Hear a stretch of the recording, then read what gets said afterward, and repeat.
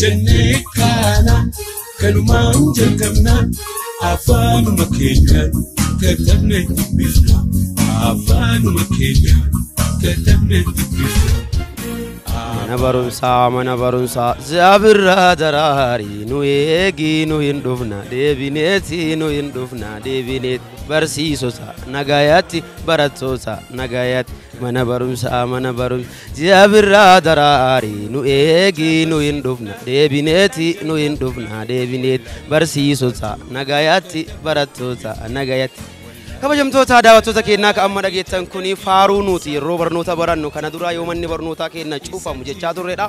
Ji'a waxabajjii adoolessaa keessa manni barnootaa cufamee barattootaa fi maatiin barattootaa akkasumas immoo maatiin mana barnootaa barsiisonni kan addaan fagaatan ta'a ji'a tokkoo fi lamaan kanaaf yeroo sanitti miirri jiru ulfaataa ta'e akkuma beektanu namni yoo barattooti yeroo manni barnootaa cufamu faaruu kana faarfataniiti kasaan mana barnootaa ni adda baanu.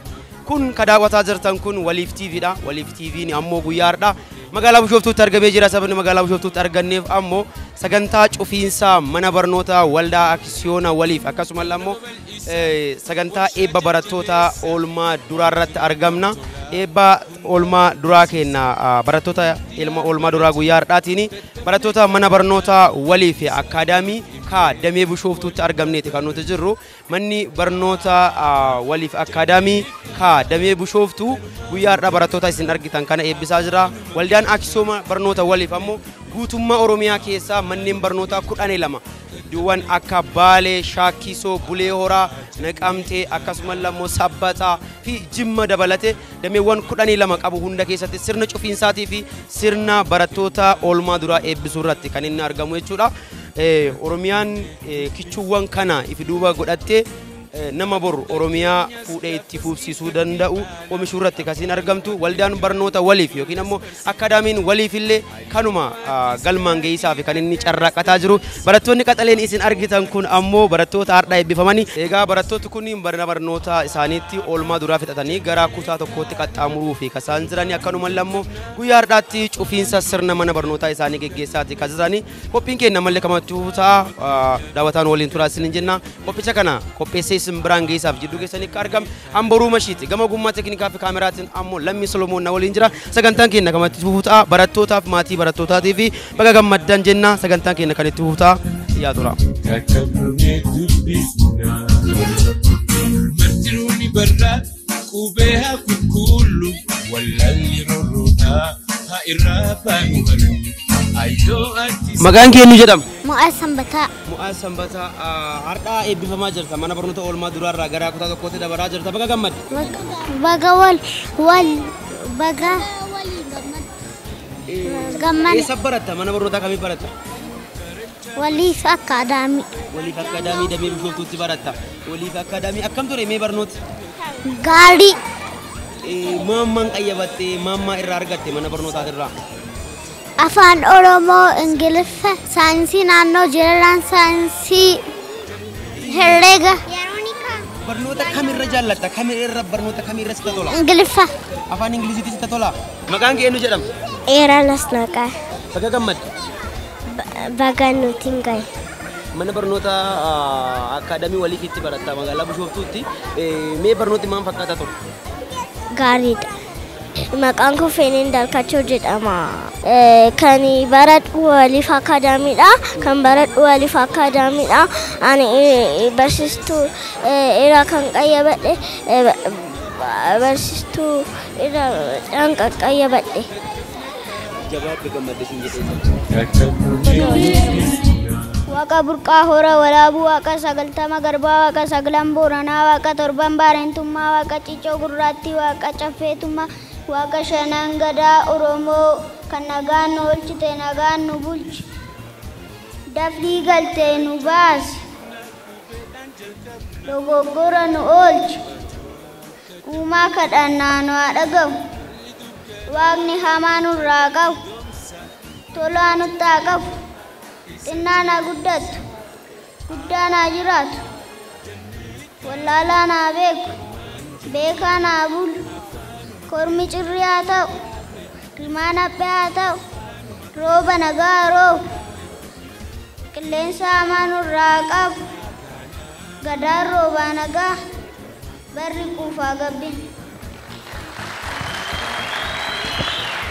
Eeyyaatu waaqa ardaa eeyyaatu waaqa abbaa kan mee bokkuu kan dibee dhokkuu kan garbaa anoo waaqa gujii gurraachaa sinnagaye dhageettuun daawwaadhu ta'oolii olti nu hanqisi tagadii gadiitti nu hanqisi tagadaa lamaanii achumatti nu hanqisi bariin nagaa barri nagaa jaarsi nagaa jaartiin nagaa ilmi nagaa intalli nagaa kan fuudhu nagaa heerumti nagaa bobaan nagaa gamshumti nagaa tisaa uleen nagaa ilmaa gadi nagaa ardayyaa nagaa mee bokkuun nagaa duddaan dawaa nagaa gorondoloon nagaa gorondoloon oromoo ta'ee mariyaatonni nagaa barri roobaaf gabbina gabbisi waaqaa nan eebbisaanaaf kalchaa nan eebbisaanaaf kalchaa hayyaayyeeya waaqa gurraacha gurraacha garaa garbaalee mugaraa tadilaa tokkicha maqaa dhibbaa waaqa boqu gurraachaa waaqa cicoo gurraattii waaqa uumaa walaabuu waaqa sulgayyaa'e booranaa waaqa torban baarentummaa waaqa caffeetummaa waaqa shanan gadaa oromoo nagaano tee nagaanu bulchi dafii sababii nu oolchi hamaa nurraa qabi tolaa nutti qabi humneessi karannaa nun dhaga'i xiqqaa nuuf guddisi guddaa nuuf bulchi wallaalaa nuuf barsiisi beekaa keenya nuuf bulchi ala mana nuuf tiksi bakka nu wallaala waaqa taa guutu gadaan qufaa gabbina gabbisi waaqa. Waldaan Aksoona barnoota waliif yookaan dhaabbilee waliif gaafa hundeessinu akkanumatti lafaa kaaneetii moti. Dhaabbati waliif ka hundaa'e quuqamaaf quuqamtootaan hayyootaan beektota oromootiin isiniif hundaa'e jechuudha. Dhaabbati kun gaafa hundaa'u kaayoon gugurdaa inni qabatee ka'e inni guddaan mana barnootaa eenyummaa saba kanaa ibsu foolee oromoo dhawu magaala oromiyaa keessatti hundeessuu fi saba eenyummaa isaa beekee afaan isaa beekee dhaloota isaa beekee akkuma ijoolleen didiqqoon reefu eebbisaa turan sanni qulqullinnaa fi hanqinni mana barnootaa oromiyaa keessatti bakka tokko tokkotti mul'achaa waan turee fi kaayoon dhaabbata kennaa inni guddaan inni jalqabaa ijoollee oromoo eenyummaa isaaniitiin afaan isaaniitiin guddatan fi akkasumas qulqullina barnootaatiin sadarkaa addunyaa irratti beekamaa ta'an hundeessuudha. Akkasumas dhaabbati kun dhaabbata Aksoonaati. Dhaabbata uummata oromootiif abbootii aksoonaa kanaa fi karaa qabeenyaatiin oromoon ikoonomiin isaa baay'ee gad bu'aa waan tureef ammas gad bu'aa waan jiruuf abbootii aksoonaa dhaabbata kanaa karaa ikoonomiitiin guddisuu jedhee kaayoo gurguddaa sadi qabatee ka'e jechuudha. Qulqullina barnootaa bartoota addunyaa irratti dorgomaa ta'an ijoollee eenyummaa isaanii beekanii guddatanii fi abbootii aksoonaa abbaa qabeenyaa godhuu qabatee quuqamtootaan kan hundaa'e. Waldaan kun bara 2016 akka lakkoofsa Awurooppaatti yookaan bara 2009 akka lakkoofsa biyya tanaatti yeroo hundaa'u kapitaala miliyoona 4 fi hundeessitoota nama 20 yeroo hundaa'u yeroo ammaa dhaabbat kenna shareholderii nama 5,000 horachuu danda'eera.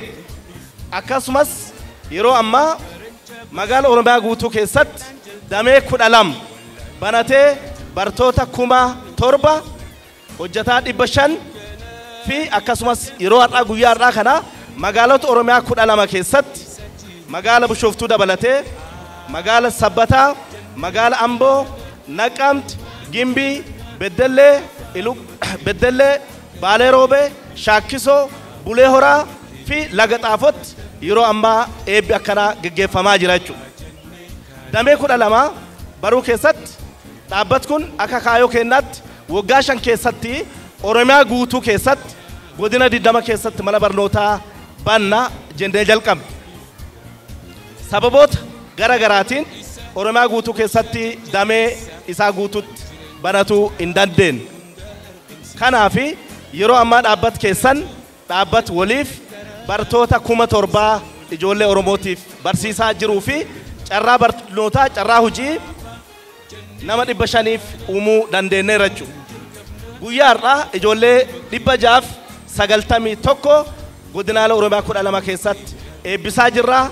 Kanaaf dhaabbat keenya waggaa 6 dura galma kanatti yeroo isin timu gaafas nama tokko ture amma yeroo ammaa nama 500 ta'uu dandeenyeerra. Baga gammaddan baga waliin gammanne isiniin jechuu barbaada.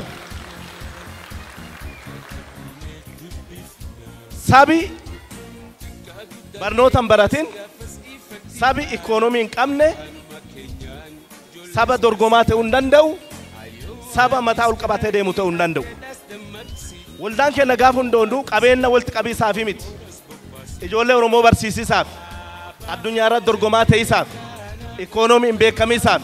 Akka biyya tanaatti sabaaf sablammii biyya tanaa keessatti Oromoon abbaa waan ta'eef abbummaa fi itti fufsiisisaaf dhaabbata kana kan hundeessine malee dhaabbata qabeenya walitti qabee namni tokko ittiin duroomuu miti jechuudha. Irra deebi'ee baga gammaddan baga gammanne baga eebbifamtaa isiniin jechuu barbaada. Ani immoo waajjira barnoota bulchiinsa magaalaa Bishooftuu bakka bu'ee akkuma beekamu barnoonni madda beekumsaati. Madda beekumsaati yoo jennu beekumsi karaa baay'eedhaan ibsamuu danda'a. Akkuma argaa turre aadaan, afaan, muuxannoon bakka itti babal'atu barnoota. Karaa kamiinuu barnoonni sabni tokko aadansaa kan ittiin calaqqisu, beekumsisaa, muuxannoosaa kan ittiin calaqqisu barnootan. Barnoonni immoo lammii daa'imman xixiqqoo irratti hojjechuudhaan ikoonomiin biyya tokkoo guddachuu kan danda'u barnoota yoo hirmaanne, barnoota yoo guddisne, ijoollee keenya yoo barsiisnedha. Kanaafuu baga gammaddan isin jechuun barbaada. Dhaabbanni waliif baga gammaddan, maatiin barattootaa baga gammaddan.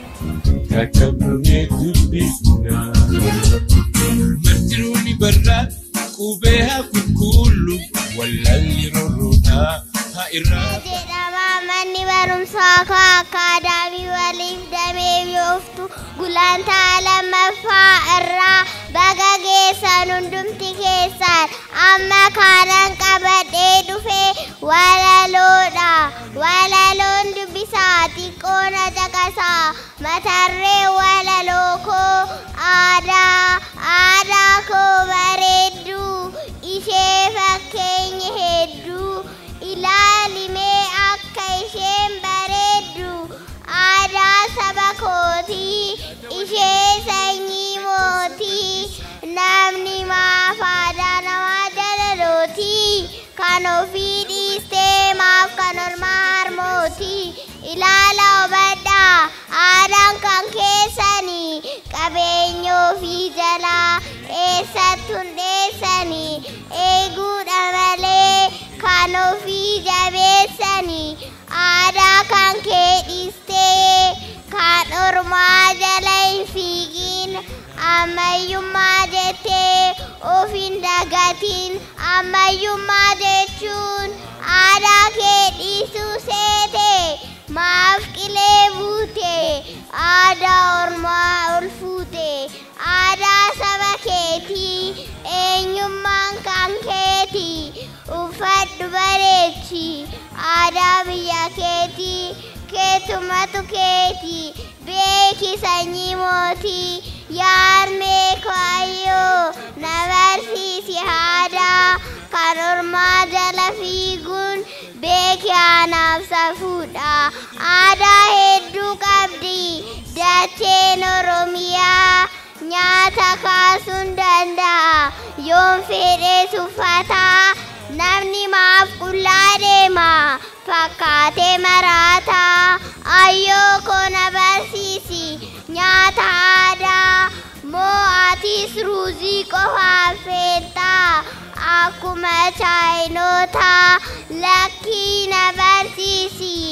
kanneen akka cororsaa maaf ruuziin garaa koona gogsaa atis yaa abbaa koo walakkaan qaama koo gootummaan alarsiisi jaalala biyyaa na barsiisi biyya koo akkan eeguuf daandii natti agarsiisi yaa barsiisaa abbaa qubee yaa barsiistuu haadha qubee aadaa na barsiisi of dura na buusi egaa yaa dhalootaa kana aadaa ormaa lafa gootaa uffattee bareeddee kan keetiin boontaa annu haamin aadaana aadaa kootu nagaa kan ormaa maaliifan funaanaa waan na dhaggeeffataniif guddaa galatooma.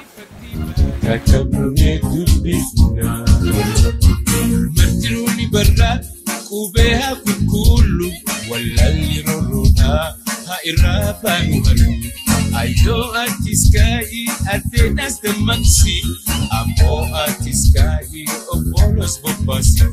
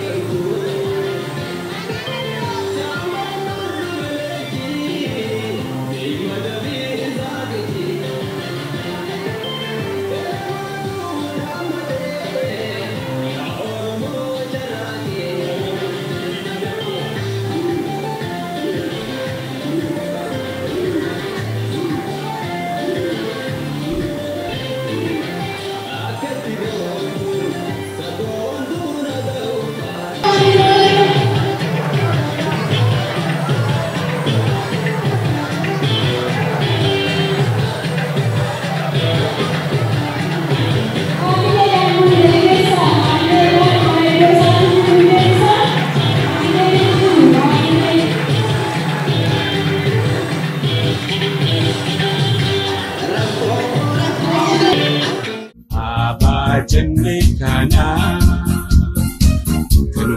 kanuman jalqabna afaan keenya katabne dubbisna. Wabii guutaa. Wabii guutaa. Guutaa meeqa baratte? Keejitu. Mana barumsaa kamitti? Akkaadaamii waliif. Akkaadaamii waliif damee guutuutti baratte.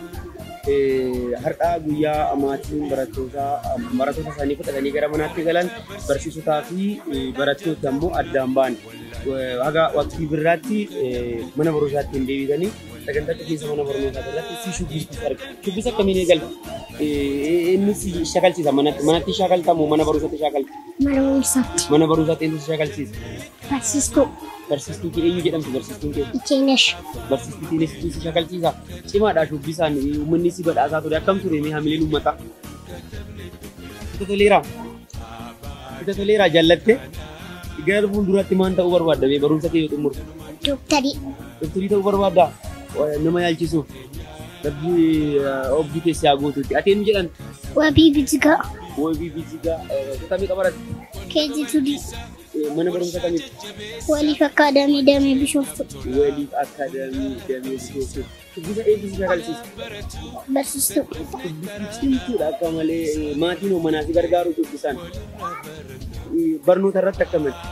Gaarii. Eenyu si qo'achiisa? Obboleetti. Obboleetti guutuu si qo'achiisa? Shubbisa manatti yaaltaa? Manatti si yaalta? Barsiisonni yeroo shubbisa isin shakalchiisanii hunduma isaa gola Oromiyaa hunda keessa kan jiru isin shakalchiisu.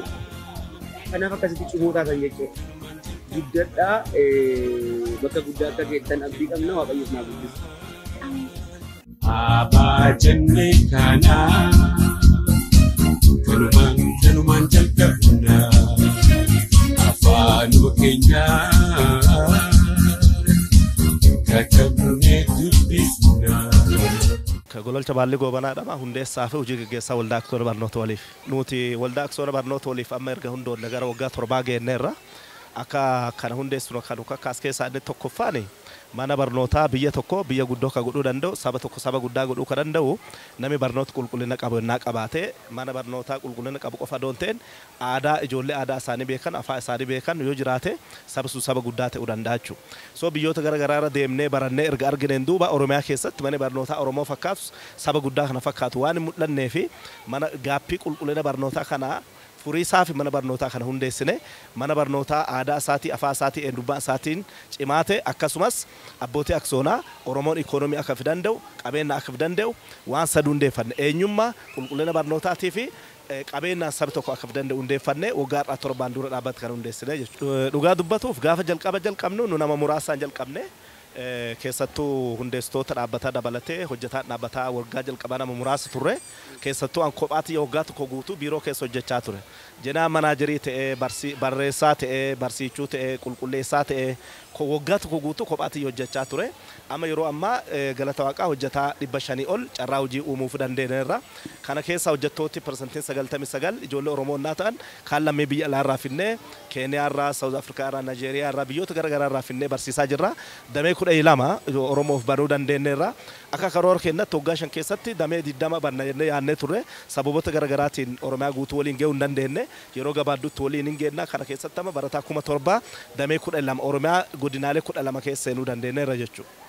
Rakkoon guddaan magaalaa Finfinnee seenuu beeziin kenna guddaan Oromiyaa fi magaalaa Finfinneeti. Fakkeenyaaf bara 2009 naannoo makkanniisaatti damee kenna jalqabaa laga Xaafootii fi makkanniisaa bannee turre. Biiroon barnootaa yeroo sanitti inspeekshiniif iyyuu mana barnootaa nuti afaan Oromootiin banuu waan barbaannuuf inspeekshiniif biiroon barnootaa nama nuu ramadaa jennaan yeroo sanitti jijjiiramni waan hin jirree fi fedhii mana barnootaa baniisaayyuu hin turre erga nuti jalqaba mana barnootaa magaalaa Finfinnee keessa banuu dandeenyeen duuba mootummaan deebee banee gaafa mootummaan banuu namoota baay'ee gara mana barnootaa mootummaatti deemanii achiin duuba nullee yeroo isaa humna hin qabnu mana barnootaa akka Finfinnee saniin cufnee jechuudha. so humna wanni guddoon mana barnoota magaalaa Finfinneetti kireeffatuuf miliyoona 6 miliyoona 7 miliyoona 10 lafa nuu kennuu hin dandeenye yeroo baay'ee kutaalee magaalaa Finfinnee hunda gaafanneerra so kanaaf maan gochuu qabna magaalaa Finfinnee targeettiin keenya jalqabaa magaalaa Finfinneeti garuu magaalaa Finfinnee qaami instituushinii namoota garaagaraa nu hunnoomsanii magaalaa Finfinnee nu seessa yoo jiraata nuti ammaayyu qophii garuu amma godinaalee 20 irratti humna godhanne godina Danaa Finfinnee hurna godhanne humna Oromiyaa keessa jiru kana gara magaalaa Finfinneetti finne yeroo gabaaddutti bummi goone humna guddaan seena jenne qophaa'aa jirra humna jaarachaa jirra if humnoomsaa jirra targeettiin kenna inni jalqabaas inni dhumaas magaalaa Finfinnee akka ta'e Oromiyaatti aansee jechuudha yaa maatii bartootaati uummata Oromoo hundaani manni barnoota oliif akka karoorfannetti barataa 1700 qofa doonteen barataa 70,000 baaneerra turre jechuudha nami keenya saayikooloojii nama kennaayyuu reefi masaajji gochaa nama keenya barsiisaa jirra so manni barnoota waliif mana barnootaa bakka daldalaaf qarshiitti walitti qaba adoonteen bakka ijoollee bor addunyaa irratti Oromoo abbaa saandira ta'uu danda'u abbaa saandiraaf rakkoo Oromoo furuu danda'u bakka itti barsiisaa jirru waan ta'eef aadaaf eenyummaa Oromoo mana barnootaa foolee Oromoo qabuu fi Oromoo magaalaa isaa irratti abbaa biyyaa ta'e mataa ol qabatee akka deemuuf addunyaa irra mataa ol qabatee akka deemuuf saba kamiitu olitti akka saba kamittu dorgomaa ta'e akka jiraatuu fi mana barnootaa isinii banne mana barnootaa daldala adoon ta'een mana barnootaa isinii hundaa'e ijoollee teessan mana barnootaa waliif barsiifadhaa ijoollee eenyummaa fi beekan aadaa fi beekan nu bira barsiifadhaa godina Oromiyaa guutuu jirra koottaa isiniin jechuu barbaadu. Okay, maqaan kiyya Lalisaa Urgeessaan jedhama mana barumsaa waliif akkaadaamii Damee Bishooftuu keessatti daayirikteera mana barumsaati. Bara kana walumaa galatti barattoota 761 barsiisaa ture. Akka jiranittis ga'umsuu danda'eera. Ga'umsaaf qabxiin barattoota keenya baay'ee gaariidha. Ga'umsaan namni quba nutti qabu hin jiru. Sababaan isaa nuti waliif akkaadaamiin akkuma beekamu quuqamaan qabsoodhaan kan nuti barsiisnu namni hunduu of kennee waan hoogganaan jiruuf waan hoogganaan hin jirreeffatu hin ta'in barsiisonni keenyas barsiisota eenyummaa isaaniitti dammaqan sabboonummaadhaan hojjetan nullee akkuma kana waan ta'eetiif karaa ga'umsa ijoollee keenya ga'umsuu maatiinis ta'e abbaan fe'ee komiin irraan qabu. Wanni komiin akka jiru kan faasileetii amma mana ijaarrannutti rakkoo sanarraa kanaaf akkaadaamiin wal qabatee ijoollee keenya akka gaariitti ga'umsinee jirra. Dhugaa dubbatuuf namoonni carraa nu biraa hin fidiin jiran baay'ee shawwadamanii jiran.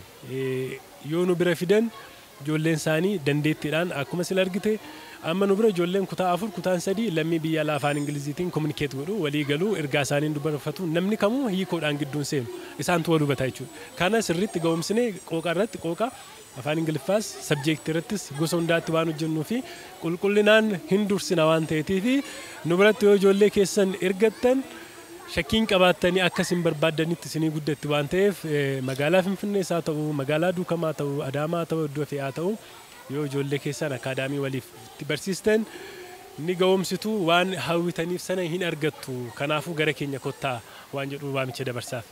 Maqaan koo Caalaa Jimaan jedhama. Waajjira barnoota bulchiinsa magaalaa Bishooftutti qindeessa Taaqaawot. Egaa manneen barnoota magaalaa Bishooftuu gosa lama jira. Kan mootummaatii fi kan miti mootummaa kan dhuunfaa akkasumas immoo kan waldaa kan akka waliifaa jiru jechaadha. Kanaaf gumaachi isaan gumaachan gumaacha lammii qaruuti. Lammii qaruu irratti hojjechaa jiru egeree boruu irratti hojjetu kanaaf baay'ee barbaachisaadha jechuudha. Egaa akkan hubadhutti akka maatittis maatiidhas maaliif barataa asitti barsiisuun qaba. Waliif akkaadaamiin amala addaa inni qabu sagantaa adda addaa qaba. Sagantaa barnoota qalamaa qofa otoo hin ta'in sagantoota adda addaa of keessatti hammatee barsiisaa kan jirudha.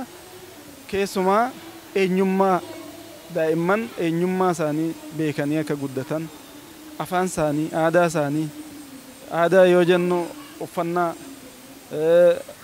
nyaata akkasittiin kana irratti hojjechaa kan jiru. Akkaadaamikaadhaanis barnoonni akkaadaamiin waliif barsiisota ciccimoo qaxalee qaba jedhee yaada. Maaliif barataa waan qabuufan sirriitti dubbadha kan afaan guutee dubbachuu danda'a. Barattoota qaxalee ciccimoo qaba ijoolleedhaaf illee kan yaadan ciccimoo kan qabuu fi dabalataan immoo afaan ingiliffaa cimsuu irratti barsiisaa biyya alaa tokko baay'ee shoora olaanaa taphachaa jira waliif. Abaa jennee kana kanumaan jalqabna afaanuma keenya katabnee dubbisna. Egaa kabajamtoota daawwattoota keenyaa kalaalaa jirtan kun Waliif TV dha. Ka hordofaa jirtan ammoo sagantaa cufiinsa mana barnootaa akka bara barnootaa 2015 akaadaamiin Waliif geggeessaa jirudha. Akaadaamiin Waliif akkuma argitanii barattoota qaxalee oomisheeti kan inni Oromiyaadhaaf baasaa jiru. Barattoota baasaa jiru kanaan ammoo aadaa duudhaa seenaa isaanii akka akaadaamiidhaan cinatti akka isaan qabatan tolchaate kan inni jiru. Sagantaan keenya guyyaa har'aatiif qabanne kana fakkaata. Kan isin biraan gaa ture Amboruu Mashiiti gama gummaa teknikaa fi kaameraatiin ammoo Lammii Salamoon na waliin turee jira. Waan waliin turtaniif galata guddaa qabdu. Fayyaa tura. Abaa jennee kana kanumaan jalqabna afaanuma keenya katabnee dubbisna.